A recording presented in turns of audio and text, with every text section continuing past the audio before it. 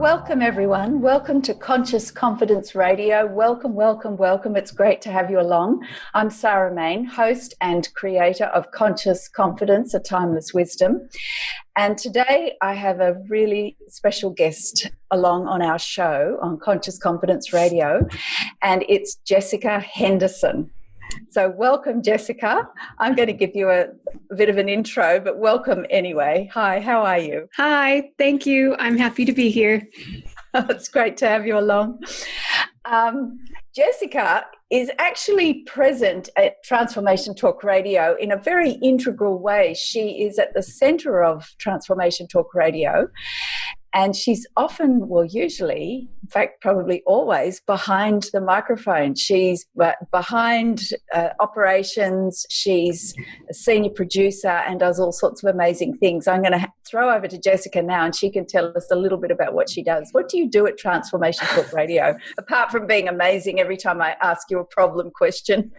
You have to ask a loaded question. What do I do here?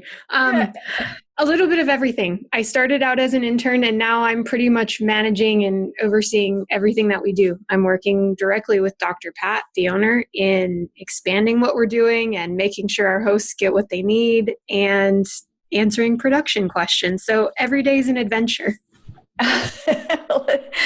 Well, I have coaxed Jesica to the other side of the camera and onto the microphone because we've often had amazing conversations, and Jesica was talking about getting in touch with what she was interested in,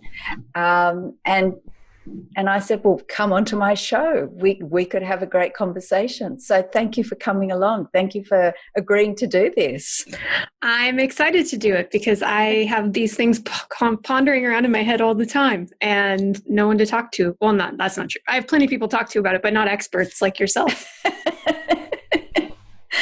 Well, Jesica and we were talking about what we would talk about. And one thing that Jesica raised was the whole area of the power of attitude and choice. And as you know, in my book, Conscious Confidence, Use the Wisdom of Sanskrit to Find Clarity and Success, there's a whole chapter on positive attitude and the importance and power of that, the importance of attitude.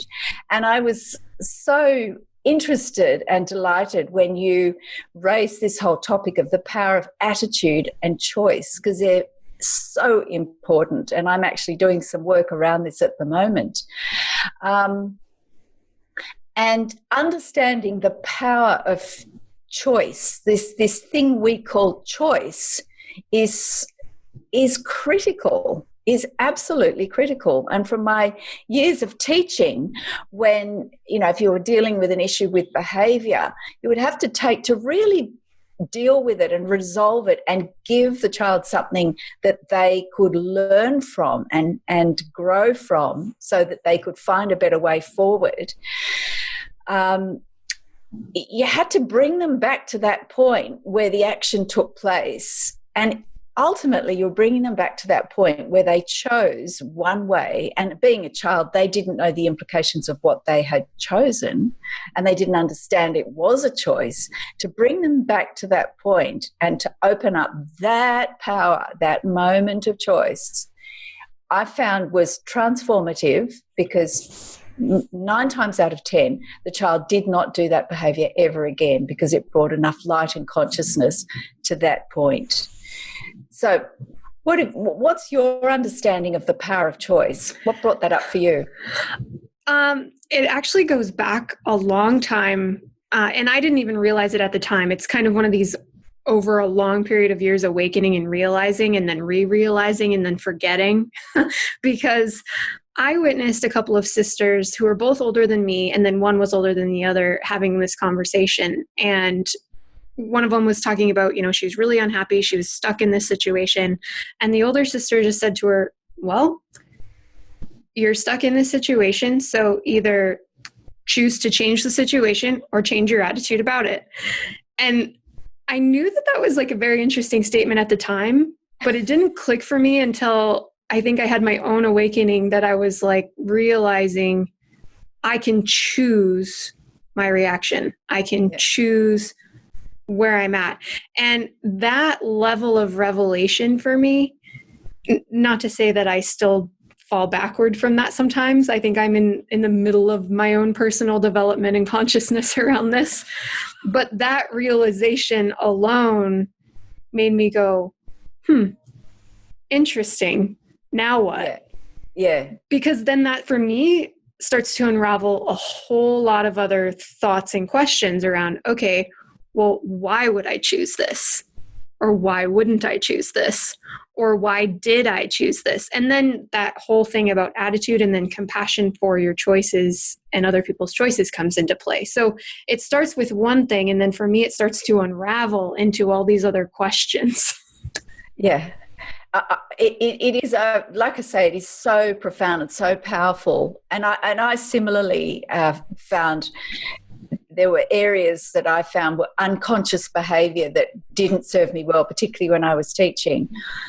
And it's, teaching is such an amazing mirror.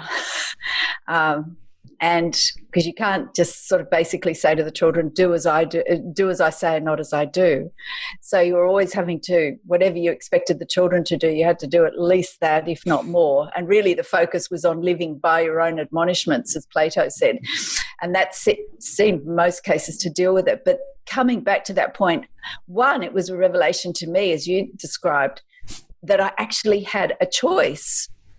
And what did it mean to actually choose? Like the very act of choosing something, from my childhood and the era I grew up in, my parents say, you didn't get a lot of choice in things, Possibly you were asked, did you want chocolate ice cream or vanilla? I mean, that was basically the choice.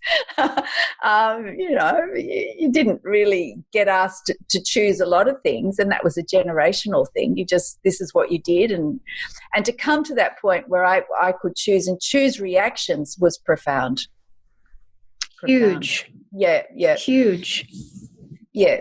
So in relation to that then, what about choosing attitude? Because so we've got this powerful point of choice, which is transformative. And actually I've put a whole section of that in my book for that very reason.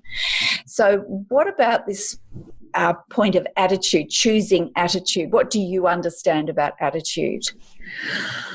And honestly, I think I have a lot to learn about it and I reflect on it based on what the world is going through right now. I mean, we have a choice in front of us of how we're going to react and our attitude about any given situation.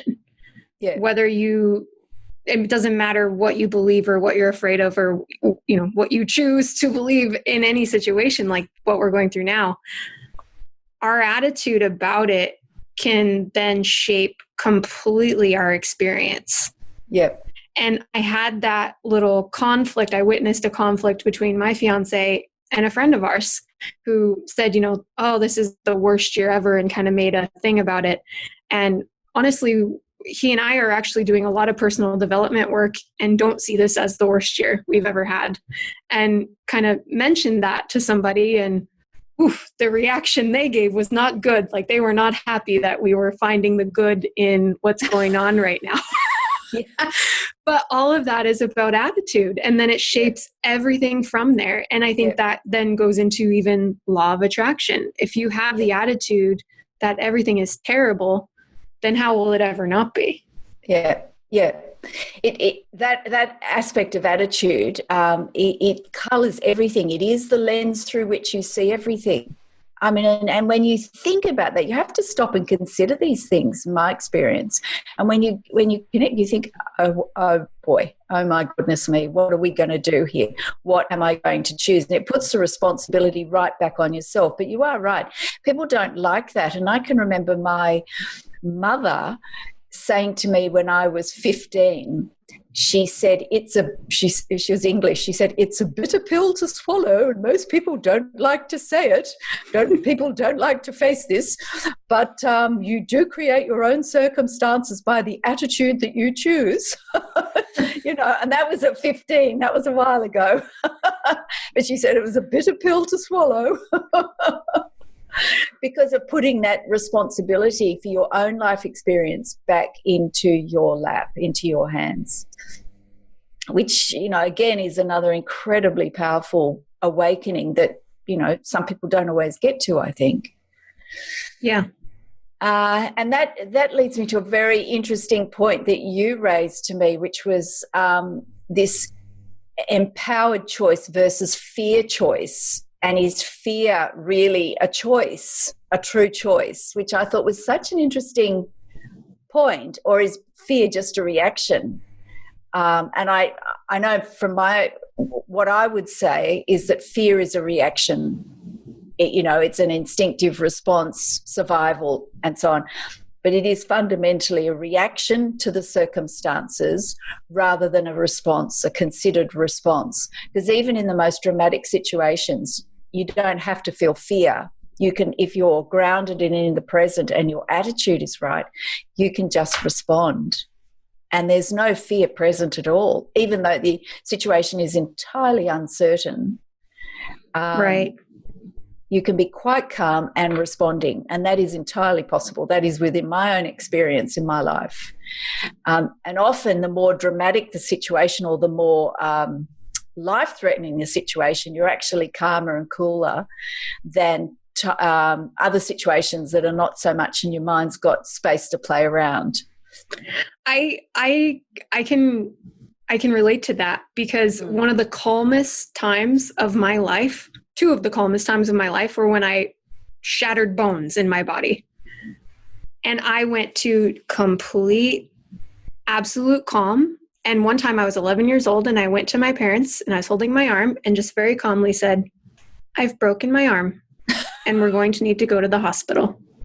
And they kind of didn't believe me because I was so calm about it. But I was just like, very absolute. No, I've broken my arm and we need to go to the hospital. And I did that both times. I broke bones in my body. And I don't know what it was about it, but I mean, there was no panic. There was no fear. I just, here's what's happened and here's what we need to do. There you go. Well, that answers the question. We're going to take a break. We have to stop for a minute, and we'll take a break, and we'll be back again. I'm with the wonderful Jesica Henderson, who's a key part, an integral core part of Transformation Talk Radio, and we've coaxed her in front of the camera, and we're having a wonderful conversation about the power of attitude and choice. So we'll be right back. See you soon.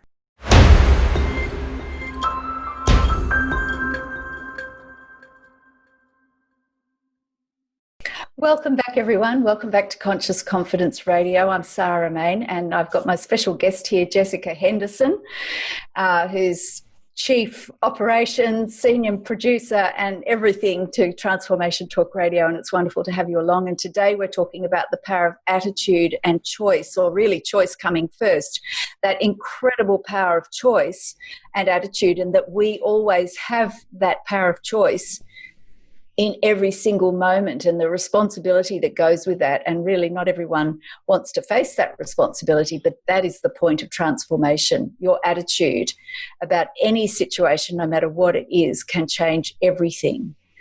And welcome back, Jesica. Hi, thank you. Hi.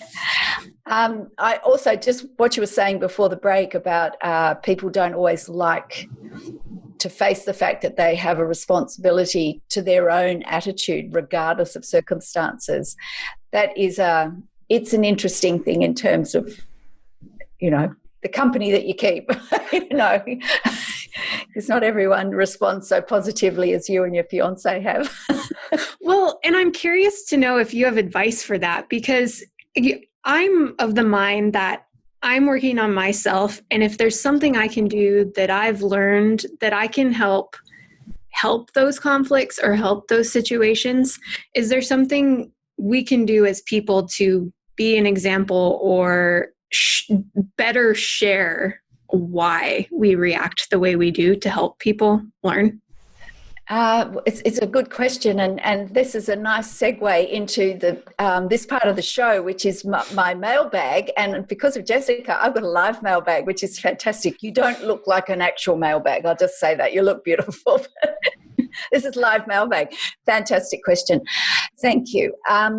There's two parts to that, which is, and you said it yourself, you're working on yourself, and how do you better show what you've realized, because it's a realization even more than a learning,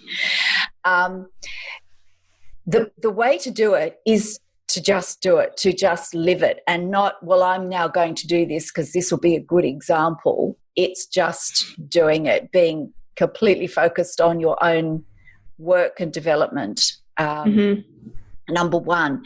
In terms of actually then offering that any benefit to someone, the traditional wisdom about that is, and it's quite tough, is that it's a crime or a sin to teach without being asked. That's actually how it's put, because it can do more damage to someone if they're not ready to hear. And so it's a higher discipline for you to not say anything. Even though you can see someone struggling, or if there's something that can be said simply, or even ask a question, but you'll only know that in the moment. The higher discipline for you is to stay present, stay true to what you know, keep practicing, and then at some point that person in there will suddenly think, oh God, why is Jessica always like XYZ, whatever it is, fill in the blank.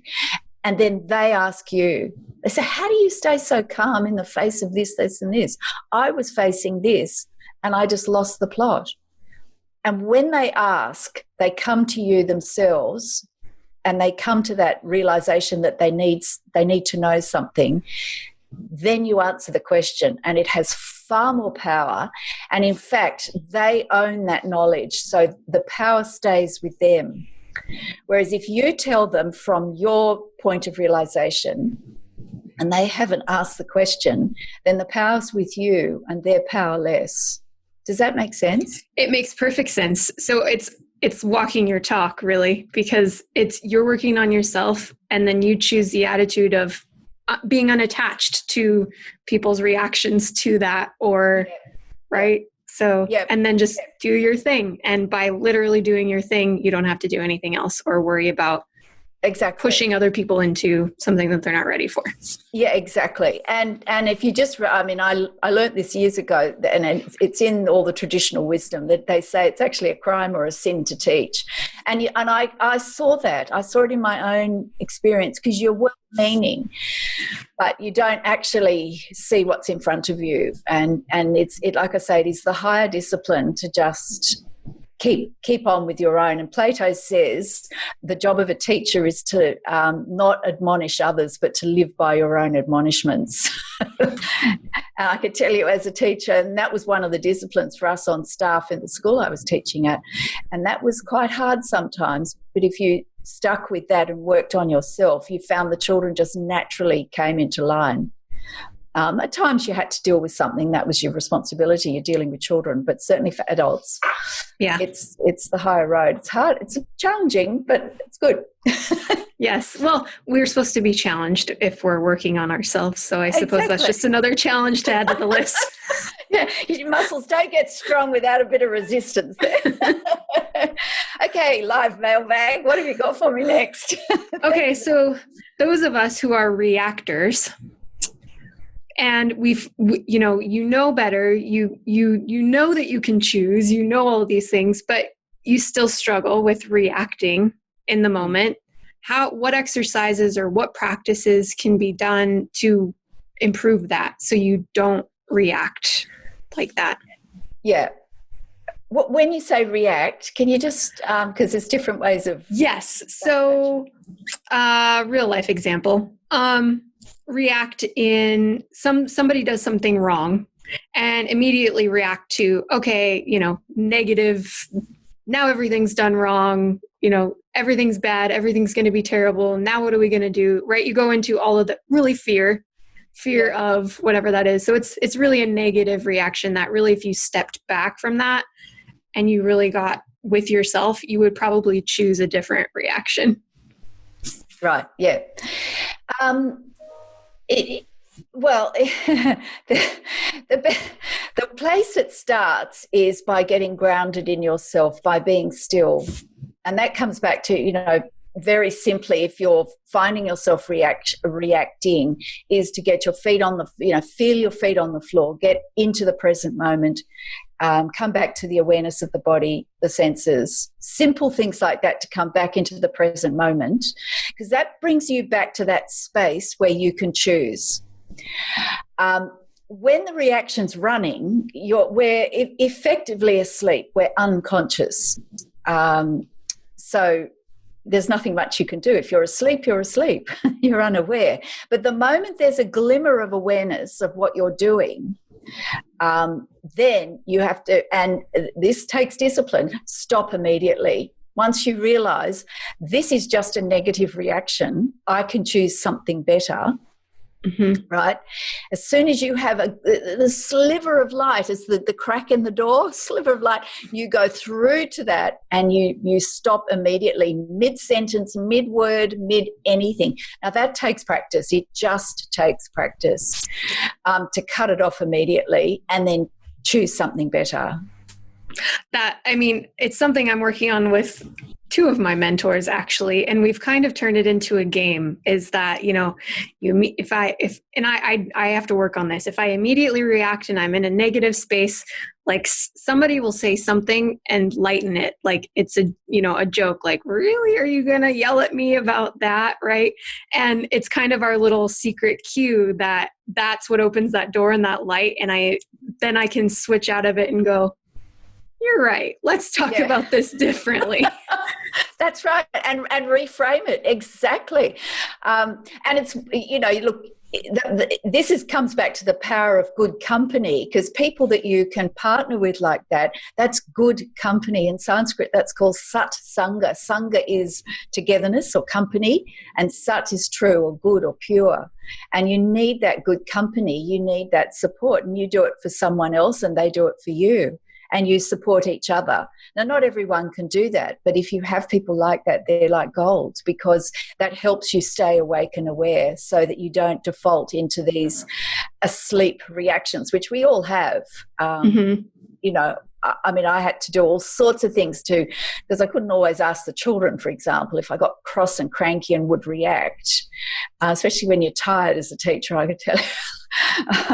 But I used to write things on the blackboard, or I'd have a note on my desk, or I trained myself to prompt myself to come back to stillness, come back to calm before I responded. And it's just practice, it's just practice, but you're on the right track. Yep. And be creative about how you can prompt yourself, and having people that will crack a joke is fantastic, because it challenges your thinking that it is just one way, and that is a form of sleep that we all suffer from. It's a waking sleep in a funny sort of way. Yeah. Anyway, thank you for the questions. Before we finish up today, if you want to know more about Conscious Confidence Radio, you can go to my website, consciousconfidence.com. That's consciousconfidence.com. There's tons of information there, and lots of things to read, and there's magazine articles, and there's other podcasts to listen to. Go to the media tab. There's a blog. I've also got some very cool little bracelets now, bangles that are available with beautiful Sanskrit on them. Prema, love, pure universal love on the bangle, which is a wonderful reminder. That's another way of staying conscious, is having some sort of reminder in front of you. And I've got a book, Conscious Confidence, Use the Wisdom of Sanskrit to Find Clarity and Success. There it is backwards on the screen. And that's available, and there's links through to Amazon and Barnes & Noble and all the good booksellers, and that's available in paperback, in ebook and audiobook, so you can get all those different formats of the book. And a lot of what we talked about today is in the book and broken down into explanations, and there's practices of how to actually work with this to develop it within yourself. And I'm also on social media, so follow me on Facebook and Instagram. So before we finish, I usually end with a bit of Sanskrit, so you actually hear some Sanskrit. And this is one of my favorite prayers, and it's called the Universal Prayer for All. So Jesica, I dedicate this to you. This is for being my special guest, so thank you for joining me. And this is the prayer for all. May all be happy. May all be free of disease. May all see what is uplifting. May no one suffer in misery of any sort. May peace and peace and peace be everywhere.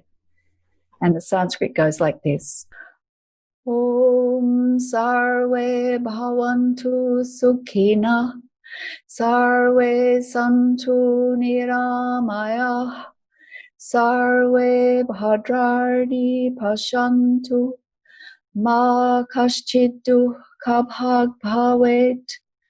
Om shanti, shanti, shanti. So thanks for joining me today, and I'll see you next time.